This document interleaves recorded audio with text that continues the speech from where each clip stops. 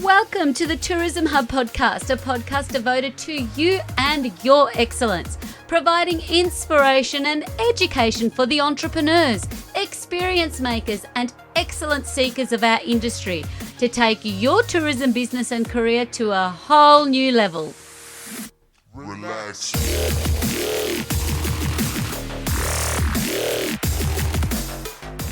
Hello, welcome, good morning, good evening, good afternoon, whatever time it is that you are tuning into the Tourism Hub podcast. This is a very, very special one with a very, very special guest. We are going beyond the borders of Australia today to welcome to the show for the first time to the Tourism Hub podcast, but also to her first experience of podcasting.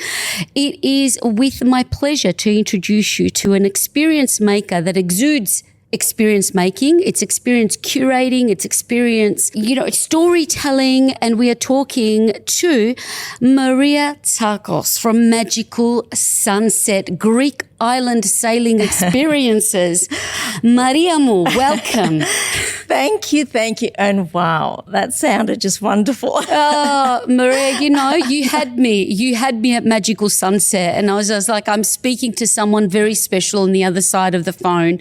I'll never forget it. A random act of reaching out, and here we are, this beautiful evolution that we're going on with Magical Sunset, and now having this conversation, which I've been really, really keen to do since we met.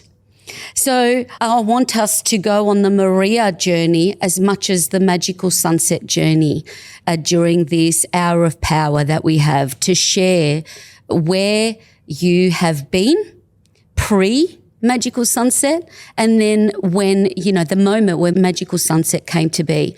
So if you would indulge me and our wonderful listeners to where was Maria before Magical Sunset? Tell me about the journey. What did you want to do growing up? And, So when I was growing up, I wanted to become an astronaut. But wow. But I did study physics. And I did major in physics. So I've got a science background, and I've worked in corporate my whole life. I've had fantastic opportunities, and one of them was with my young family and my husband. We had relocated to Luxembourg with Goodyear tires. So I think that was the making of Magical Sunset. And what it really was is we had an opportunity to go back to Greece every summer, every Christmas, whatever we can get.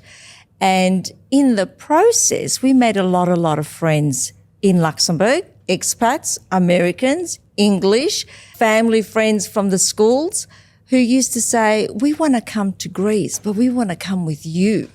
So we all had young children. And because I love storytelling and the truth is, which I didn't mention, is I was born in Greece and I came to Australia when I was very, very young with my parents, obviously. But there were a number of years which my parents took us back. We lived with my grandparents. I went to school in Greece. So it was my sister and I living with the grandparents. And that's when I was introduced to Greek mythology. So we didn't really have fancy toys, no Barbie dolls, none of that. Just our imagination and the surrounding of which we created and relived those stories. So when I had the opportunity and I took my young children to Greece and we had family and friends come and join us, the first thing I did is unravel all those stories in no matter which location I went to. So if it was going to be any island, and Greece has got so many stories, so many, amphitheatres, monuments, archaeological sites, but nobody really knows the stories behind them. And when you start understanding them and following like the trails, all of a sudden it becomes magical. Magical. Now, how old were you when you came to Australia? So the first time with my parents, I was just under a year old. Okay, And so then preschool. preschool. Yeah, yeah. So like most parents, Yeah. they struggle to find daycare and having to look after the children. So my parents had decided that they were going to work a number of years in Australia and go back to Greece. So with that in mind, they took my sister and I, and we lived with my grandparents for nearly 4 years while they were here working. So when we came back because there was a war in 1974 and they'd taken my dad. So things were chaotic in Greece, so that we returned. By then I was 8. So, and that's a whole lot of It's a very similar story, Maria. And I have a sister, and her sister's Maria, who you met last week. And it's interesting. It's a very similar story with a lot of Europeans who migrated here, come cash up and go back. But then there was also this loss of home too, right? Because and I have a similar journey. We came, we went, and we came back. Wow. And it's incredible. So the Goodyear experience, was that Goodyear? You were working with Goodyear or your husband? I was. You were working with Goodyear so in I was Turkey. That's one incredible. of 2 women in the whole expat community that the husbands, the families relocated because of the women. You know, so yeah, it was interesting. It was fun. And of course I worked in a tire company, very male dominated. And I was asked to speak to the students, and this is during Career Week, and tell them different opportunities. So I told them about tire design, and of course I work with the racing team, and I had all these fathers and children who want to come orientation into my field and work, which was exciting. It was interesting. Oh, look, and it speaks volumes of your resilience and your self-leadership. Like that takes another level of bravery, like to make that decision and take your young children at the time, I would imagine, to go and live in Luxembourg as well. Like that's something and I'd never extraordinary, been there Maria. before I relocated. So I had no idea what it looked like. Wow. So in those travels, I guess in that a lot of businesses and experience makers like you start their businesses because there is that, they're passionate travelers first. They're passionate about experiencing new cultures and new things. Tell me about that. So you're experiencing, people want to travel with you, and I'm the same. I've never been on a sailing yacht, but I could, the first time, one day, manifestation in the nation. That's what, that's the other part of this. Anybody that wants to travel to Greece on a luxury sailing experience, magicalsunset.com. Take me there. What was it that was missing in your experiences that you said, I can do this on a whole other level in your ability to create what you've created with Magical Sunset? What was missing? What was the gap that you said, you know what? I've come from a science background. I've got experience in tire manufacturing in the world that you were in, like what you were doing. I know. How did I go from that to that? Completely shift. Because I'm so interested always in that moment of what you saw that was missing and the pull in you to go, I'm going to do this. That moment. I can tell you the exact moment. And, people say was there a moment? Did it happen progressively? I didn't do any research to understand there's a gap in the market. I wasn't that way inclined. So like I said, is back in 2000, from 1999 all the way we'd been travelling. There was a period when when we came back and then went to high school, we stopped going to Greece. But when we reconvened, all those people were still there. Where are we going? What island? And they were happy for me to complete a full itinerary. It's like they completely trusted me to create the stories, to do the itineraries, to go and visit the locations. And they knew that my passion was Greek mythology, that I would somehow incorporate the storytelling. I didn't realize that I was a good storyteller. I didn't realize that I could combine things. What actually happened, it was like 20 years on, we're on the island, of course. The children now grown up. They're off traveling the world themselves. One of the families who are still in Luxembourg, and we're still very good friends, he was the CEO of DuPont, and we're there and we're on the Asclepian monument, and I'm talking about the story behind it, how Hippocrates founded medicine and how he used to have and do the Hippocratic Oath, which modern day medicine, there's a lot of doctors around the world who take that oath. And I said, there's got to be busloads of people reenacting the Hippocratic Oath here in this place. And I described what I could see and what they should have. And John, the CEO of DuPont, said to me, "Oh, Maria, I've been with you so many years. This is your calling. You have got to do this." And where we were is on top of the hill with all this lined with cypress trees either side. And it was like the heavens had opened up and spoke to me and said, "We're right behind you. You've got to do this." And that was it. I came home and my husband said, "Well, what are you waiting for?"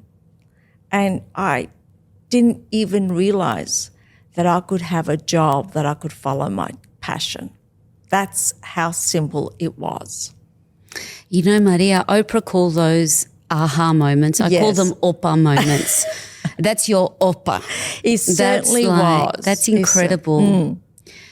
And then coming home, and that's been the joy and the wonder in just being around you, in just like I can see all it's like a tapestry of doors opening and seeing the full potential of this incredible experience that you are delivering. When you come to a magical sunset experience, now many people have been on a Greek island. It's a bucket list destination, as is this beautiful country of ours, and we have islands.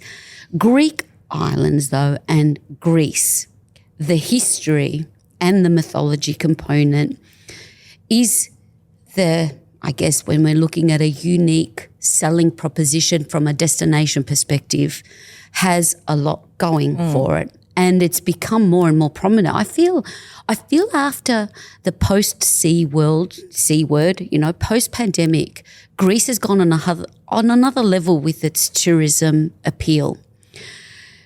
Now tell me about the mythology path with Magical Sunset. I just want to set the scene of what the difference is and how much is unexplored that I've gotten to learn and appreciate through knowing you.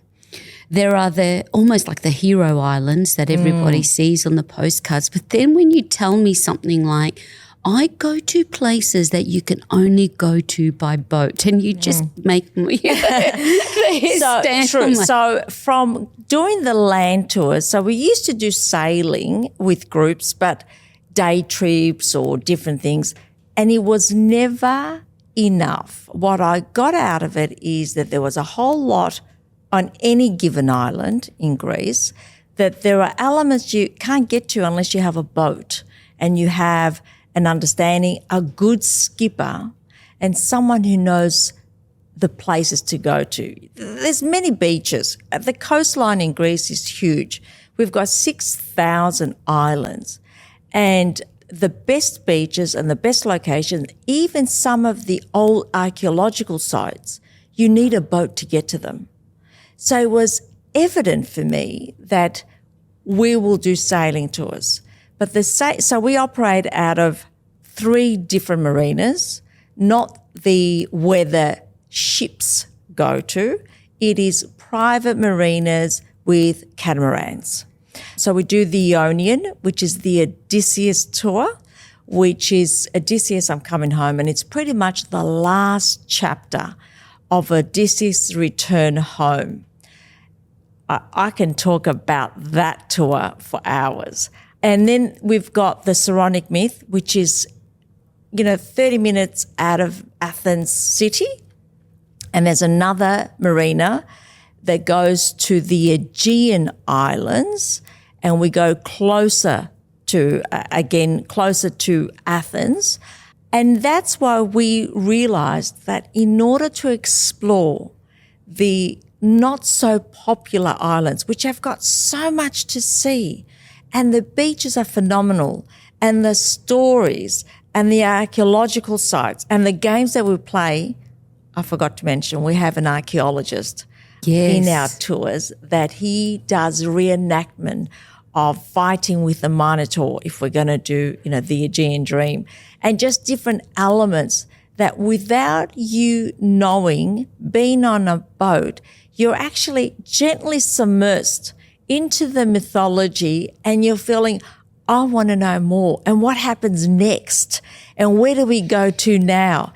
And that is the element of both curiosity, eagerness, and adventure, but combining it with the modern element of, paradise and sun beach and jumping off your catamaran and having a great hostess who gives you phenomenal food and, cocktails when you're ready. I employ everyone, not while you're driving and you're listening to this, but definitely you just need to visit Magical Sunset website and your eyes will feast on the turquoise waters of your surrounds.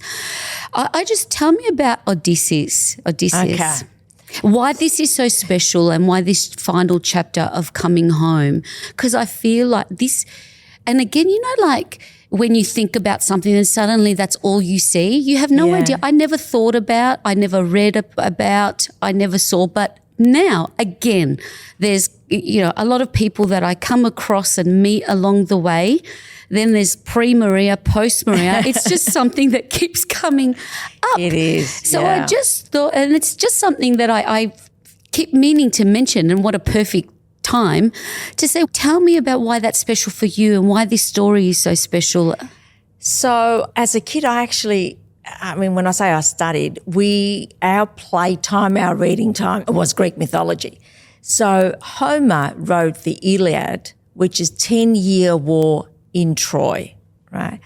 Odysseus he was in Troy fighting the war, reluctantly went, but now the Odyssey is about his return home, and it takes him 10 years to get home. From a story point of view, he is supposedly kidnapped by Calypso, he's mesmerized by her beauty and can't leave her for 7 years.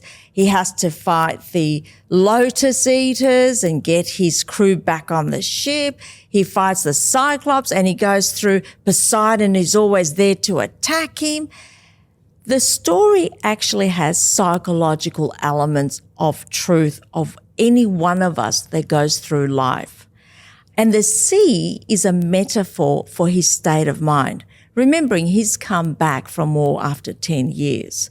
So he's not exactly at peace. But that's not what the tour is about. And it's not for anyone needing to know the stories behind it at all. What happens is when he finally gets home, and why it's important to me, my girlfriend is from Lefkada. And every year, come on, let's go to Lefkada. And I did. And she'd say to me this one particular time, she said, can you stay longer? And I said, you know what? I will. But if we stay longer, we are going to go to Ithaca, which is, I don't know, I can't remember now, about a 2-hour boat ride south, not very far. And she goes, why? I said, I have to go to Odysseus's home, his palace. She didn't know the story. We didn't know where we would be. I actually read through the story, unraveling where he could possibly be, where he could have possibly have landed. I found all the locations, and my husband was saying, I don't think they're interested. And I said, no, I'll tell them the story. And there were 6 of us, 3 couples. By the end of it, everyone was so keen to find out the palace, to find out where he sailed from. And there were so many things we discovered along the way. So I struggled then to understand, was this mythology or was this history? And to get to the side where we found everything, but what he experienced, we needed a boat. So that's how the Odyssey, Odysseus, came about. But we also, in the process, found Hades. There's a monument where you can go to the underworld, where Odysseus went to speak to the spirits to guide him how to get home because he was lost. So the fact that these places existed, the fact that there is a river of soul, Sphinx, where when you die, the ferrymen come to collect you and to take you down that path and take you down to Hades, seemed to me a story that needed to be relived. So when I take now guests along that journey, they say, I didn't even know this place existed. We didn't know it existed. And it only makes sense through the experiences, through visiting the places, having a tour guide explain to you in a fun way, not that this was built, 600 BC, but storytelling and experiencing it, all of a sudden you're living it as if you understand Odysseus himself and the struggles he would have gone through. Wow. And is there physical relics Yes. there that so when you discovered this moment, you're on this quest and you see this. Yeah. And I had no idea how big it was. I didn't realise. I had no idea. So there's a movie that's going to come out soon. It's called The Return. The Return. The Return. And it's of Odysseus. Wow. Yeah. And it's exactly the part of the tour that we play. He doesn't go to Hades, to the underworld, but he does relive all those elements and the stories that we have in our tour. And I call it a tour, but it's really your own personal adventure and how much you want to take out of it and how much of the myth you want to include in it. It's really up to you. We have games, questionnaires and activities that the kids or adults, and we find that the adults want to play more of it than the kids.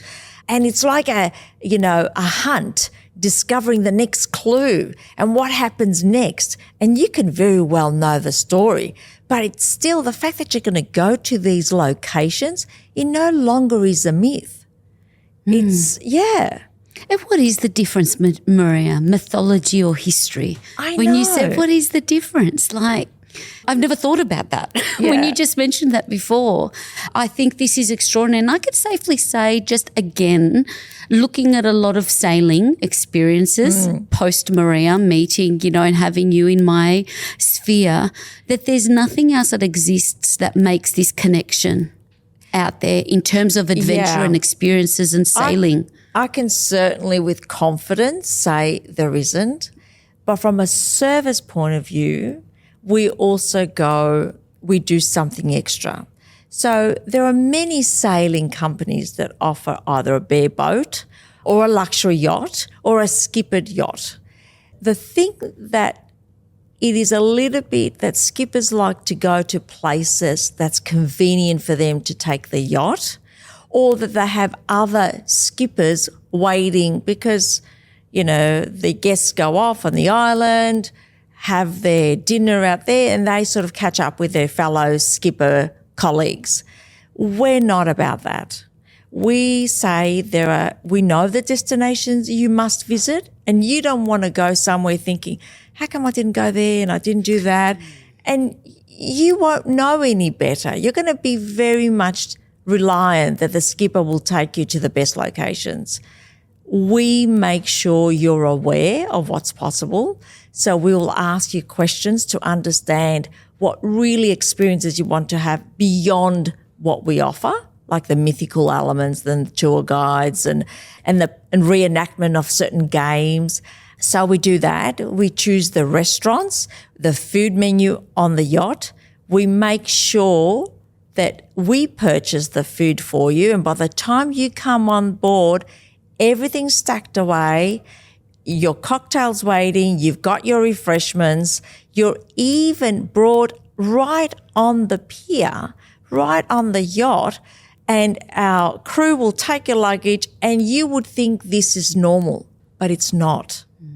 If you're hurrying it and doing things on your own, you'd have to carry your groceries in there, unpack everything, you'd have to carry your suitcases. This is a very different experience. And we have our ground staff that's available 24/7. So whatever changes you want to make to the itinerary or you want to add activities, we're there to do it. So that nothing is fixed. It's as flexible as you are. Oh, I love that.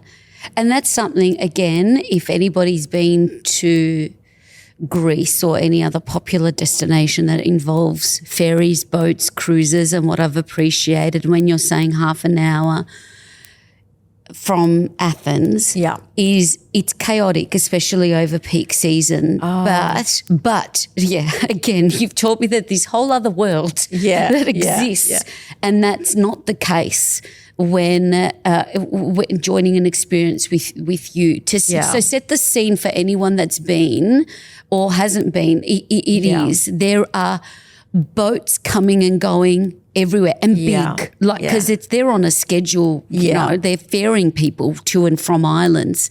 Just set the scene of that difference on where you're sailing. If you want to go a private charter, like we offer, there are smaller marinas and there are lots of yachts around. They operate from Saturday to Saturday. A little bit the way I describe it for people who've gone skiing, they know ski lodges is from Saturday to Saturday. Yachts, weekly sailing is from Saturday to Saturday as well. That's international, I guess. Everybody knows it. So the yachts come into base back Friday night. You check out Saturday morning. And so the cleaners, they refuel, they do everything, and it is mayhem. So the first time I experienced it, I thought, it reminded me of a very busy bus terminal, buses going everywhere and people everywhere and people stepping over anchors, chains, hooks. And I just thought, there's got to be a better way. There's got to be a better way for me to sail and have that luxury. So what we do is we choose, and our suppliers is they're a little bit off in a more private. We bring in the luxury van that picks them up and drops them off so they feel special. There is a VIP experience. They don't experience the mayhem, or if they do see any of it, they're not part of it. So we bring them on, and that's what I mean is they just step on the boat and everything is done. And that's the thing too. It's like going to, when you say even with your grocery shopping or your, you know, like you don't have to think about a thing. I can see, and this is again like the ultimate experience maker like yourself, you've experienced transformation within you through travel. In Queensland, there's a whole program around transformational experiences that people are seeking more now when they travel. They want to come back because we're buzzed out. We want to escape, but learn something, contribute, do something. Tell me, like, I'm so curious, when you went on this quest, how did it change you? Oh, my God. And then I want you to think about how it changes your guests. Yeah. Because you're also seeing this out-of-body experience, of seeing people come off this journey and how it changes them. So that's interesting because when I first started, my premise was to get people to fall in love with Greece the way I know it. And everybody loves Greece. They love it at a certain level. I mean, they love Santorini, they love Mykonos, but I wanted them to have a more personal experience. Just like when I go to Italy with my friends and they take me by the hand and show me their places. I mean, yes, I can Google certain things, but this is beyond Googling these places. You cannot Google them. So that's what I thought I wanted. In the process, we would get inquiries like a family saying, hey, Maria, this is a very important week for us. My daughter, the oldest one, is graduating from uni. The oldest one's getting married. The second one's graduating. My son's just finished high school. It's probably going to be the last family trip. I want them all together. And I realized that I was in the business of family bonding. And that did not come about because we get on with our job. We get on with, making sure everyone's happy. And of course, there's always dynamics between people, and you're in a confined space of a yacht. So you want to make sure that everyone has the maximum experience personalized to themselves.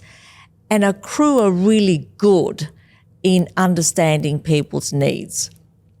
So we would do that. And then they'll ask you, is there anything that we can do as a group? Because, they might like cooking or something. We would incorporate those different needs. We'll do cooking classes or local cheese and wine tasting, or if they wanted a masseuse on the yacht, whatever it is. And at the end of it, I get them coming to me literally crying and hugging us and hugging the crew and saying, I feel connected to Greece. I knew it was going to be good. I didn't realise it was going to be this good. And I feel a greater connection to my family. And we all get emotional. It's almost impossible to comprehend that a sailing week or a week of this calibre can do that. And it does. Oh, find myself, you hit a note there because the time, it's fleeting. Yeah. And there is something about making that investment in how you maximize your time when we work so hard to enjoy these moments in the best possible environments that cater to that. And seeing Aiden behind the scenes in Turkey, we had the same. When you say like having that local knowledge and traveling with local people, because that is something, again, through the research, through sailing that I've noticed, particularly in Greece, that there are a lot of foreign operators as well. I mean, it's the same everywhere. Yeah. But I think that connection, and we talk about connection to country here in Australia a lot through our Indigenous First Nations peoples. Yeah. And I see this, and I guess I have that connection to those stories, and in the same way that I can hear you relating to that, having local people that can show you the Hellenic land and seas, there's a difference there too when you're seeking out these experiences. In the same way, I had my brother-in-law's auntie take us around Istanbul. There's no way we could have found and discovered those places on Google. And that's 100%. That's the difference with the curated local experience. And we do, so there's a lot, so Greek mythology is all over Turkey. And I've got one of my very dear friends is Turkish, and she said, I'm going to come with you because I want to learn about all this. But nothing that we do, and I'm going to say this there's no criticism, but there's nothing that we do is really cookie cutter or commercial. So when they ask for a cooking class, and each tour we've connected with a little yaya, a little grandmother who teaches with her daughters, or a local who's got a restaurant and on the side does a private cooking class, and she'll go in the garden, will collect the whatever's in season and make the dishes. It is as authentic as it could possibly be. Oh, Maria, I went to my cousin's wedding in Greece. Right. And I was there saying, like, I would have paid money to have this experience, like to experience the way my aunties prepared in this 4-day tradition that we've lost here, Yeah. unfortunately. It is something like, so just again, that just takes it to a whole other level and experience. What I'm curious now, I kind of know this, but now just really, I'm thinking if anyone's listening, what's the best time to have the best experience of this, the best time of year? So for anyone that's looking at, inspired and looking at the year ahead in 2025, 6, 7, to make this investment and carve out the time, what's the best time of year to look at doing these sailing experiences? Obviously, if you can get to book before December, because that's early booking and there's an early booking discount, and it depends on the yacht that they select. But anything that they can do, because the season is from May till October.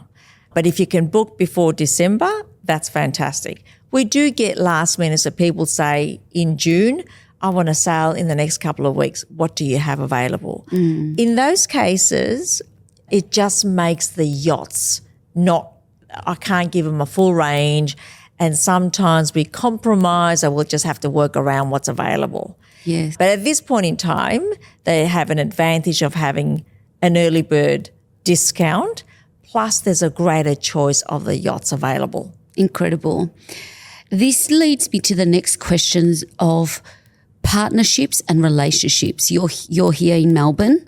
Yes. And you travel back and forth a lot, but how important that is to a tour, any tour operation. So for anyone, I'm just thinking now for anyone that might be thinking of starting their own business in their home country or or in our own backyard here. How, like in terms of setting this up, because there's the dream, but then there's the operation of making this happen and having the trust that it can happen when we might not have the luxury of having Maria on board with us to have the same experience as if you were there with them like you were with your friends. Tell me how important that is and how you took the approach you took to formulate that in your early days to now. I have to say, and I'm going to be honest, I was a little bit naive as to what was really needed. All I had was this passion and this desire, and I wanted everyone to come on board. And I was going to somehow work out the details. And the details did work out. But what I've got is a business partner who's stationed in Greece, who her husband is 3-generation sailors. So she does all the screening and the training of the skippers, the hostess, where we have to go, what we have to do. When we curate a new tour or a client wants to look at new islands, then we actually will go out, test it all out, check out the locations. Are we happy? And then we will come back and say, okay, this is doable, this is practical, this is how long this takes. Because we don't want our guests to be on a boat sailing for long hours. A typical day is you get up in the morning, you have a big breakfast, we sail out no more than 2 to 3 hours to a secluded cove. They'll swim, there'll be sporting activities, whatever we've designed for the day for them, in consultation with them. The hostess will prepare meal on the boat. They'll come on, and it's always one of the most magnificent settings. And the guests say, day one, I don't want to move from here because I can't imagine there's anything better. And I'll say, trust me, it gets better. There's more to see. So, and then we come back, another 3 hours of sailing, we go to another destination, there'll be further swimming, then eventually we'll make it to a more in a bay, in an island, which they'll have the evening to stroll and experience the island, go to a few bars or whatever it is that they want to experience. Sometimes they want to anchor out, and if the weather's good, out in bay. And it's usually in those archaeological sites that they've played games with. There's an amphitheatre on top of a hill overlooking the Aegean.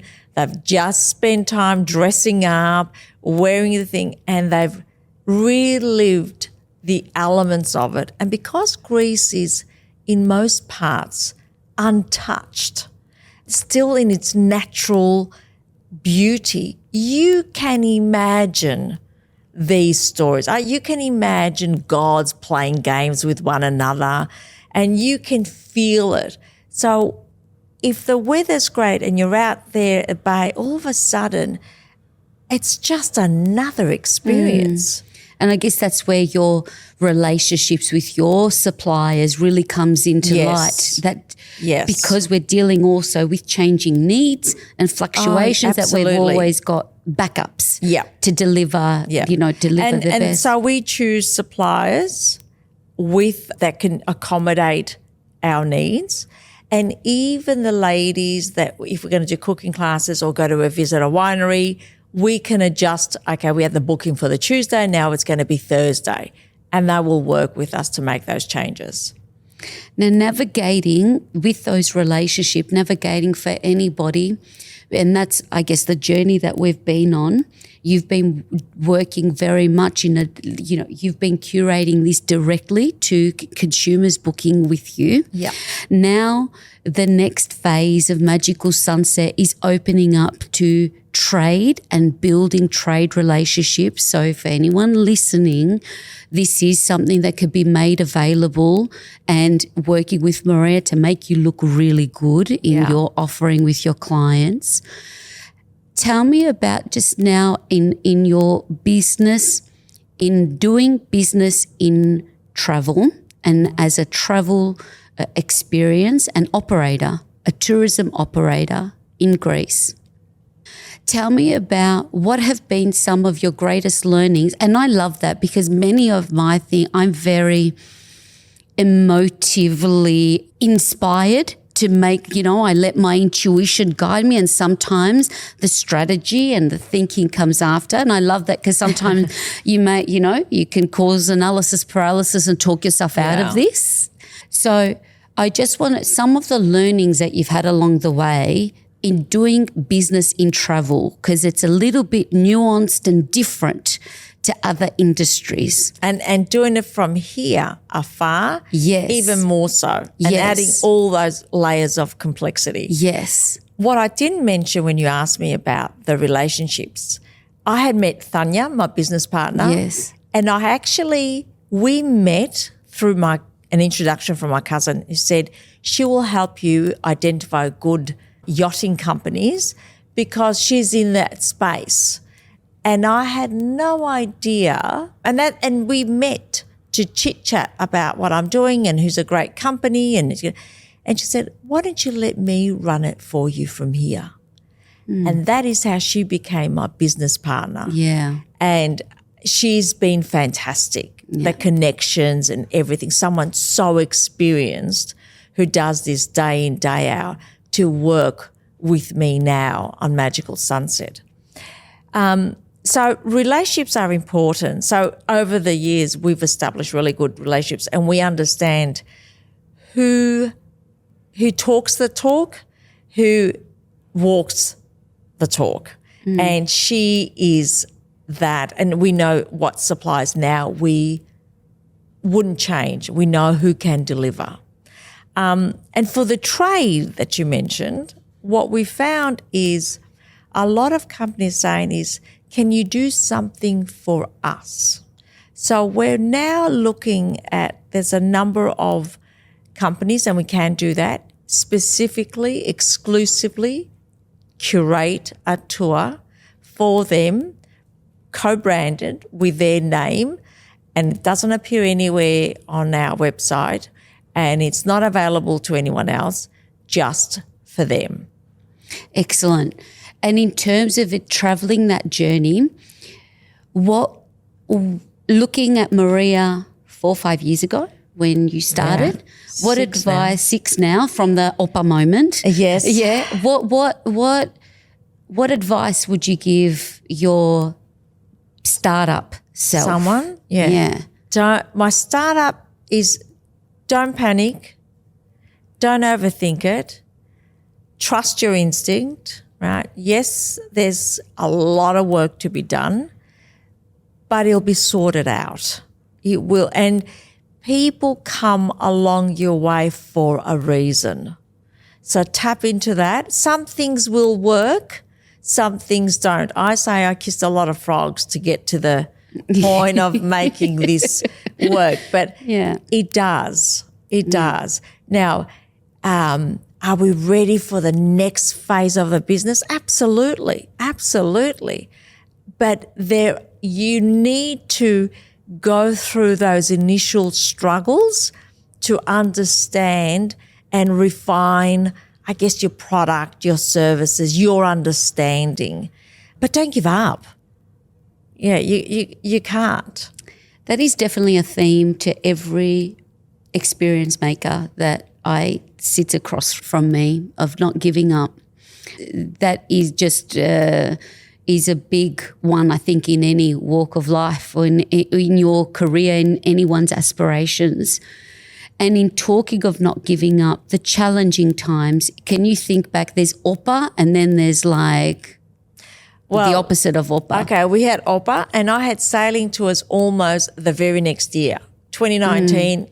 So 2018 I set it up, got everyone going. 2019 we were out. We were out sailing, doing things. It was amazing. And then 2020 happened and nothing happened for like 3 years. I had one or two here and there. Nothing happened. And I used that time to really, our crew to go and do the tours, perfect it, learn more about, what guests really want, to improve on it, create other products. And then 23 was great, right? And 24 was not as great. And I don't know if it was because everybody traveled hard in 23, but there was that, it got momentum going again. And I can see just even like with 24 not being that great coming out of, and I think across the globe and particularly for a lot of local operators as well, it has been a challenging year. I also see in your ethos that of not giving up, you have gone out, and attracted different types of relationships and partnerships and hashtag don't give up. Don't give up. I thought about it. There were times I think, this is getting hard. Yeah. But just when I say that, I get a knock on the door saying, hey, we like to hear about your product. Yeah. And so that's been great because most of my clients come from the US or UK. And I don't know whether it was intentional. We sort of found them. We found distributors who wanted to promote our product, and it seemed like they loved the element of mythology and culture that was incorporated in the whole activity.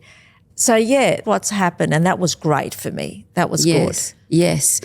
And that's something, I guess, that has been an element of looking at when I first came across sailing experiences, and there's a lot of education that needs to happen. And I could see that just in my ballooning world, there needed to be a piece of like, ballooning is different. We don't take off from the same place. There's no marina. We're navigated by the wind of where we take off, where we land. And that would freak people out that like, we're just the weather gods, literally. So I recognise. I actually have that in our T's and C's. Yes. We are determined by the weather gods. The weather gods. Yeah, I would say that all the time. And that was just like, okay, we've got to get better at educating the customer that it is a sense of adventure. You are participating in a little bit of like, we don't know where this will land, and it's always fabulous. But when you are looking at that education piece and something with these beautiful private small tour experiences, is that if I just wanted to come alone and join a group, there's an opportunity to do that. But the best way to experience a magical sunset experience is in a small group environment. Like you said, you had 3 couples, or you bring your friends, or a corporate retreat. Because I also see, and I think that's what's inspires me about the mythology, and I want to manifest this. I see a leadership element in kind of like in the storytelling of going on the journey from yesteryear. Because we talk resilience, that's on another level of resilience, sure is. like to not give up a decade to return home when there's no sat nav. Like, can you just cast our brains around that? That was it is possible. So Greek mythology has heroes. We love our heroes. Yes. But it's also true to life meaning. Yes. So we've had a number of CEOs come on tour with their families. Now they're looking into doing team building exercises where you relive elements of the hero, whether it's Hercules, whether it's Odysseus or Theseus, who fought the Minotaur. And there are so many things that you can do. For example, is one of the championship of Theseus, where he's preparing to fight the Minotaur. And whoever knows the story, he kills the Minotaur, but that's not where the story ends. And of course, he has to change the color of his sails. So he leaves Athens with black sails, and his father, King Aegeus, is waiting for him on top of Cape Sunio, waiting. And if he returns with black sails, it means his son is dead. But if it's white sails, it's victory. So I won't, even though you can read the story, I won't give it away. We play on those elements. And so we have this competition where they change the sails from black to white. There's, the battleground. And I think, even though we haven't done it in a very large group as yet, just seeing the clients that do it amongst the family, it's a lot of fun. It brings out the warrior, the competitive nature, the one that wants to be the hero. You're set. You're actually in the whole ambience of where all these things happen, with the Aegean Sea, the archaeological amphitheatre, dressed in things.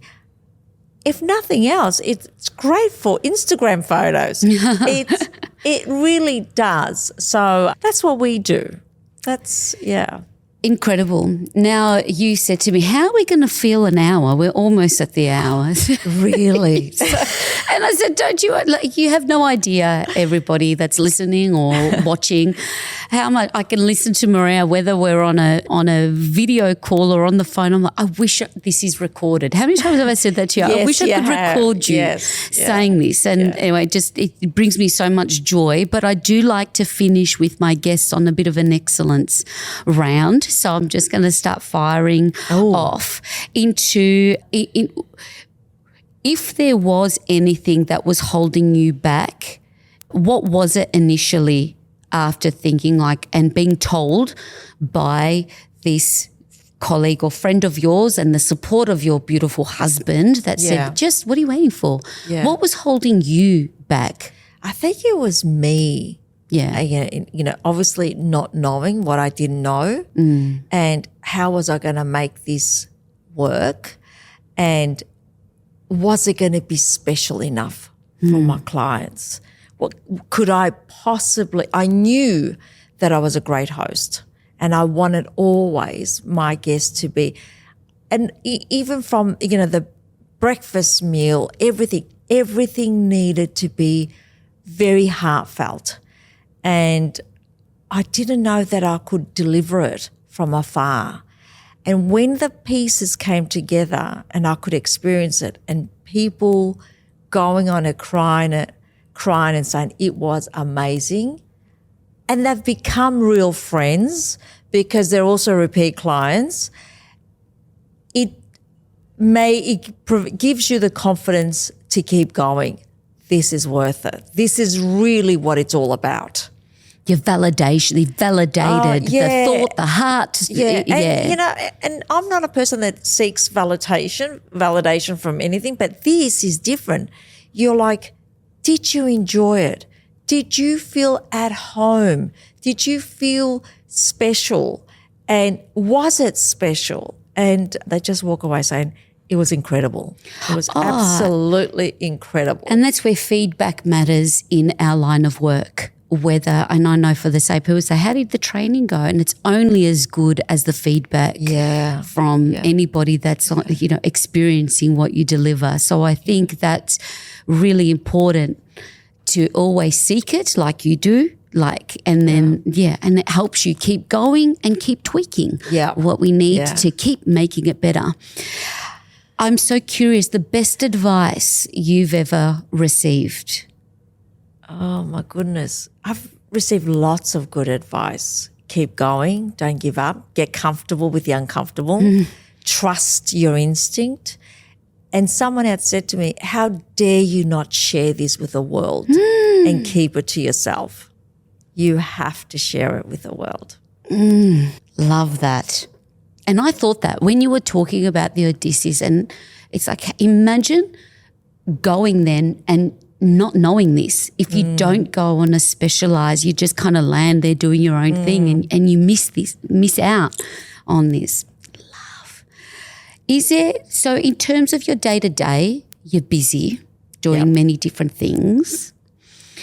What is a reliable resource for you, whether it's AI, an app, any, a gadget? Like, what's something that you can't live without that helps you manage your day-to-day? Thanya, my business partner. Yeah. But I'm going to say, I don't know if I'm allowed to say this, but ChatGPT has just made you are totally allowed. Yes. I mean, I will type away how I feel and then just ask it to refine it. Yeah. And in my tone, and after doing it for a while, it knows Magical Sunset's tone. It knows its product. Sometimes I forget to mention certain things. It would answer it for me. I'll go, oh, my God, you're so good. You remembered, and I didn't. So, yeah, I couldn't live without that. That's such a valid point, and I'm glad you mentioned that because, the term that I've come to realise is called prompt engineering. You've prompted it well enough that it's gotten to know your business, and especially, like how many of you are listening or watching, like we're small businesses at the end of the day, and using tools like this help enhance and make the online experience better and your day more efficient. Extremely more efficient. Yeah. I mean, I even say, can you please and thank you? And my husband said, you're using please and thank you on ChatGPT? And I said, yes, because it knows my politeness and it's going to respond to my character. Yes. So you actually have to speak or write it in the way you are, as if you are speaking to a real person. Oh, excellent. Excellent, Maria. Personal habit, I think you've shared a lot, but what's a personal habit that contributes to your success? I do go training. I feel to be mentally astute, you need to be physically strong. So my cardio isn't the best, but I feel physically strong. That's when I'm my best. So that's something you are intentionally in your strength training to get you. Yes. Not a lot. 3 times a week, nothing big and not half an hour. Okay. But it gives me strength. Love. It's very important. I mean, I feel the same. When I started my business 10 years ago, I need to get physically fit for this, like an athlete, to be able to endure what's ahead because it's long hours and it's very long hours. I love that you've shared that, Maria. There is one more. Yeah, go. The other part is I was always spiritual. I've always been spiritual. But I've come closer to God. And when there are moments that I have confusion or there isn't the clarity, I actually do speak to God. It's not a prayer, just having my conversations, and I can really say I love God. Now, you can say you love the universe. You can say whatever. But personifying God makes it, for me, a stronger connection. Yeah. Your faith. And you have to have blind faith.